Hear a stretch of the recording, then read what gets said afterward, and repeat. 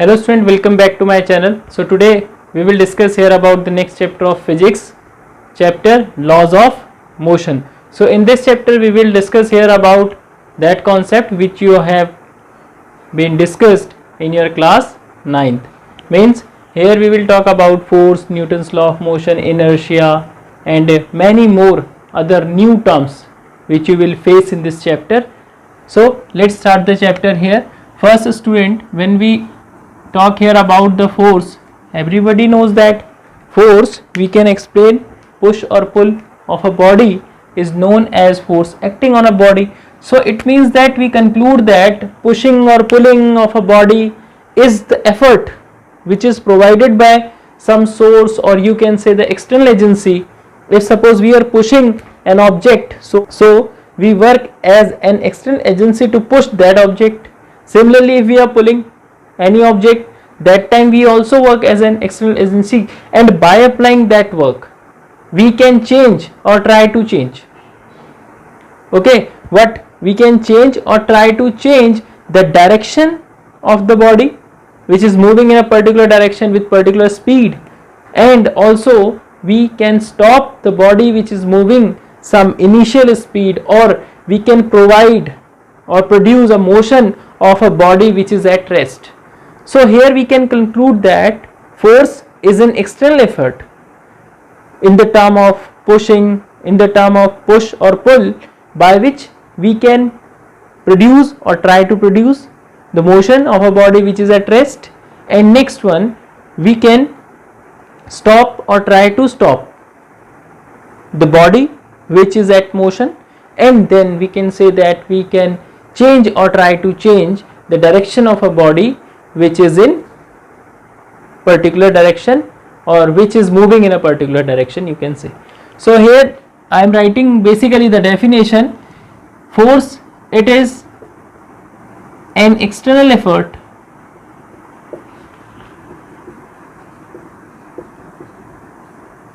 in the term of, or you can say in form of push or pull, by which, as I told you, first it produces or tries to produce motion of an object or body placed at rest. Point is clear? Now second, similarly you can write the second definition. It changes or tries to change the direction of an object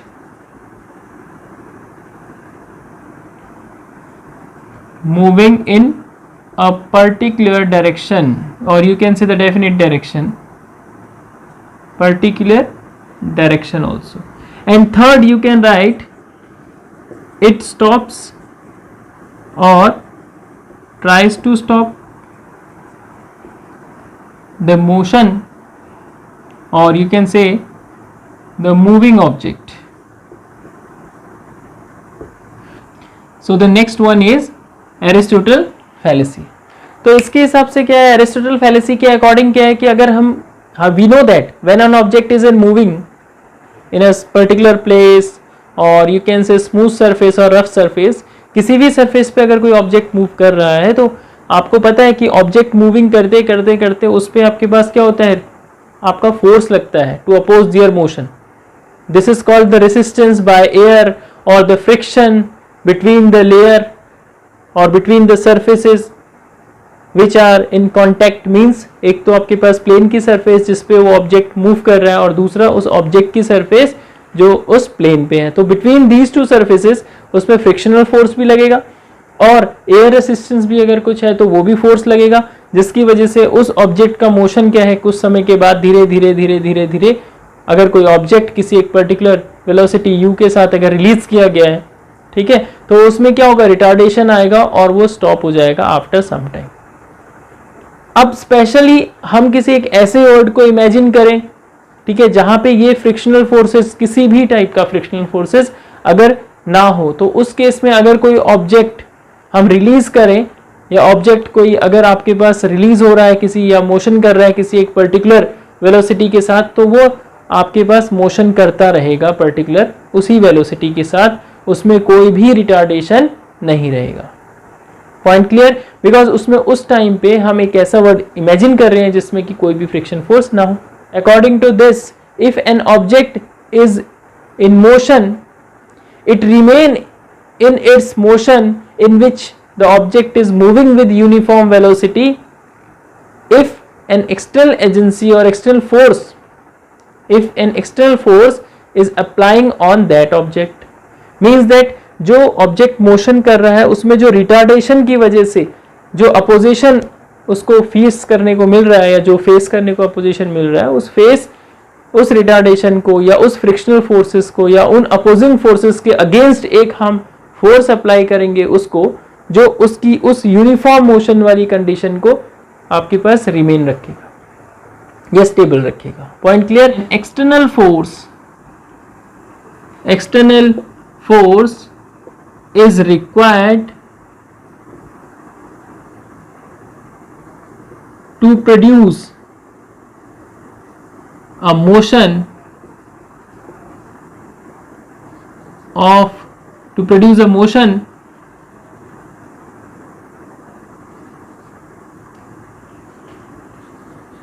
to produce a uniform motion to an object during their motion. Means if an object is moving, that time it will move with uniform velocity, or its motion is uniform motion if some external force is applied on it, and this force will be against the frictional forces, or you can say that this force will be the against on that forces by which opposes the motion of that object. So this one is the Aristotle's fallacy. After that, when we think here about the next concept, Galileo's law of inertia. Galileo's law of inertia. So according to this law, Galileo gave his experiment based on the object moving in an inclined plane. Inclined plane means that the plane which makes some angle with respect to the horizontal, this plane and this plane is called inclined plane. And he said that when the object move in downward direction in an inclined plane, the object accelerate, or you can say it accelerates. When the object moves in an inclined plane in upward direction, that time the object retarded, or you can say retards. It accelerate. Here the motion is accelerated motion. यहाँ पे जब object किसी inclined plane से आपके पास vertical height से किसी inclined plane पे गिर रहा होगा, तो उस समय उसकी क्या होगी, speed with respect to time increase होगी, तो उसका जो मोशन होगा वो एक्सेलरेटेड मोशन होगा। बट हियर जब वो ऑब्जेक्ट आपके पास क्या है, किसी इंक्लाइंड प्लेन पे वर्टिकली अपवर्ड डायरेक्शन पे मूव कर रहा होगा, तो उस केस में उसका जो मोशन है वो रिटार्डेड मोशन होगा, और ऑब्जेक्ट क्या करेगा, रिटार्ड्स करेगा। ठीक है, अब इस कंडीशन में हम यहाँ पे पहला एक्सपेरिमेंट तो ये था, दूसरे एक्सपेरिमेंट के अकॉर्डिंग हम ये कंडीशन भी कह सकते हैं, if there is no resistance, if there is no frictional force, अगर हम ये एज्यूम कर दें कि सारे के सारे फ्रिक्शनल फोर्सेस जीरो हैं, तो उस केस में क्या होगा, अगर सेम इसी कंडीशन में अगर हम किसी ऑब्जेक्ट को जो कि आपके पास किसी एक पर्टिकुलर हाइट पे है, ये दोनों हाइट्स एज्यूम करिए, दोनों हाइट्स इक्वल हैं, और अगर किसी ऑब्जेक्ट को यहाँ से रिलीज किया जा रहा है किसी एक पर्टिकुलर हाइट पे से, ठीक है, जब यहाँ के सारे जितने भी फ्रिक्शनल फोर्स हैं ऑब्जेक्ट में वो जीरो हो, तो उस केस में वो आपके पास एक्सेलरेट मोशन तो करेगा, साथ साथ में वो ऑब्जेक्ट मोशन करता हुआ जो दूसरी तरफ आपके पास यहाँ पे सेम हाइट का इंक्लाइंड प्लेन है उस पे लिफ्ट कर जाएगा, या आपके पास उसकी तरफ उसका मोशन होगा, और जो आपके पास मोशन होगा दूसरी तरफ की जो सेकंड इंक्लाइंड प्लेन है, दिस इज फर्स्ट और this is second. If suppose N object is falling from a certain height in the given first inclined plane, then in the absence of all frictional forces which are acting on that object, that are friction between the surface, or you can say the air resistance, if we imagine the all forces are negligible, that time the releasing object which is releasing from a certain height of first inclined plane will cover or will attain the same height on the second inclined plane. If suppose in second case Galileo assumed that if in case of second, in case of suppose this is theta 1, this is theta 2, Galileo assumed that in case of second, if the slope of the given inclined plane is reduced, means here the slope is once again theta 1 as it is here, but here it is theta 3 and theta 3 angle is less than theta 2, it means that slope is less. That time he found that when he released the same object from a certain height in the absence of the all frictional forces, that time the object will attain, here you can see the diagram from your book, this rough type of diagram, the object will attain, here three objects, the object will attain same height but it will cover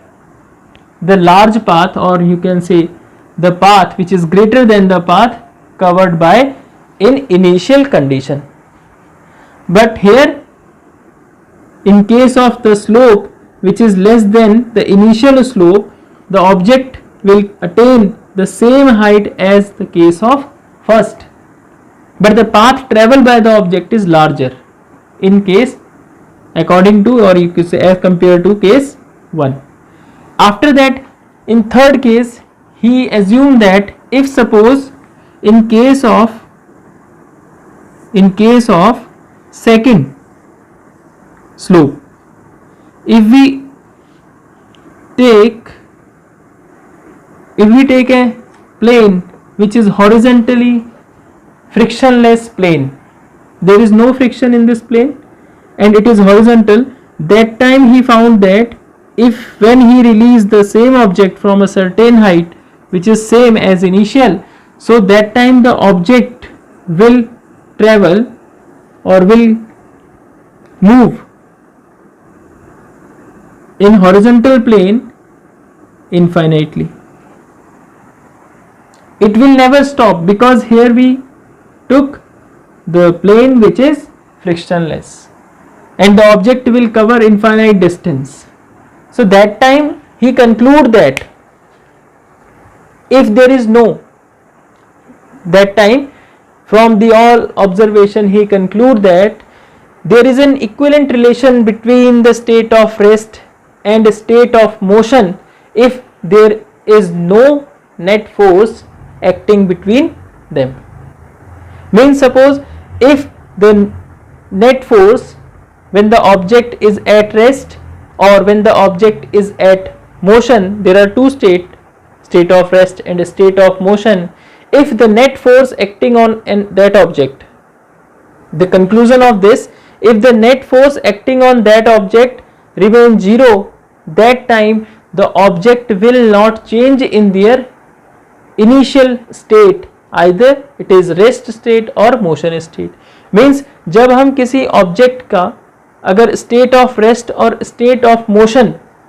जो object की state of rest है और state of motion equivalent कब हो जाएगी, अगर उस पे लगने वाले नेट फोर्स की वैल्यू जीरो हो जाए. इट मीन्स दैट कि अगर हम किसी ऑब्जेक्ट को डिस्प्लेस करना चाह रहे हैं किसी एक पर्टिकुलर प्लेस से, अगर यहाँ पे कोई ऑब्जेक्ट रखा है और मैं इस पे F एक्सटर्नल फोर्स लगा रहा हूँ और उसको डिस्प्लेस करने के लिए, बट ऑब्जेक्ट अपना जो इनर्शिया की वजह से जो एक रिएक्शन फोर्स अप्लाई कर रहा है, ठीक है, वो फोर्स सपोज F रिएक्शन उसे कह देते हैं, वो फोर्स कह सकते हो, या आप ये कह सकते हो कि जो फ्रिक्शनल फोर्स आपके पास इन दो सरफेसेस के बिटवीन काम कर रहा होगा, ठीक है, frictional force which is supposed to be this, and this friction is due to the state of rest or steady state, so it is called static friction. अगर ये फ्रिक्शन इस पे लाई कर रहा है और अगर suppose F external force F static friction के इक्वल हो जाए, तो उस केस में जो नेट फोर्स है इन दोनों का डिफरेंस वो क्या हो जाएगा, जीरो। तो आपके पास नेट फोर्स अगर इस कंडीशन में जीरो हो जाएगा तो object will remain in its initial state which is state of rest. And similarly when we think here about the object is in motion, जब ऑब्जेक्ट आपके पास मोशन में होगा, ठीक है, तो उस ऑब्जेक्ट को मोशन प्रोवाइड रखने के लिए या उस ऑब्जेक्ट के मोशन को कंटिन्यू बनाए रखने के लिए या उस ऑब्जेक्ट के मोशन को यूनिफॉर्म मोशन बनाए रखने के लिए आप जो अप्लाइड फोर्स करेंगे उस ऑब्जेक्ट पे, external force, it should be equal to that force which are opposing their motion, not so much greater. It is just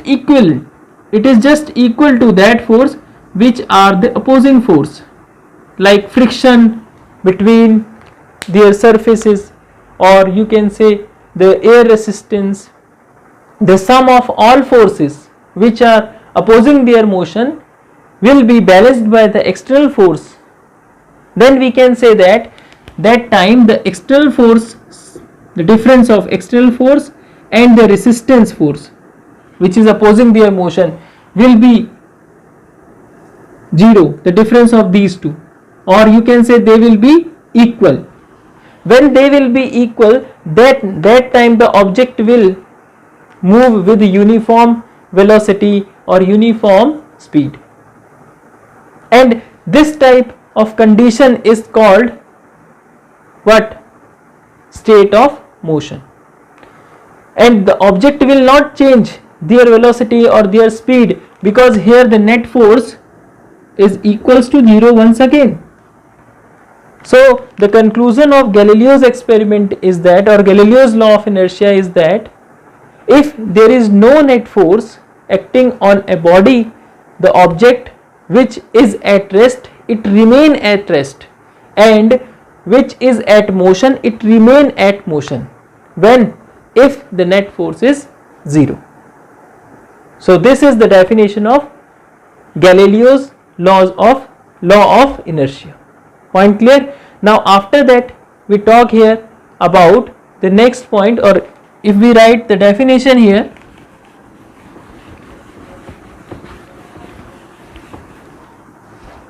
see, the object is at rest or motion will remain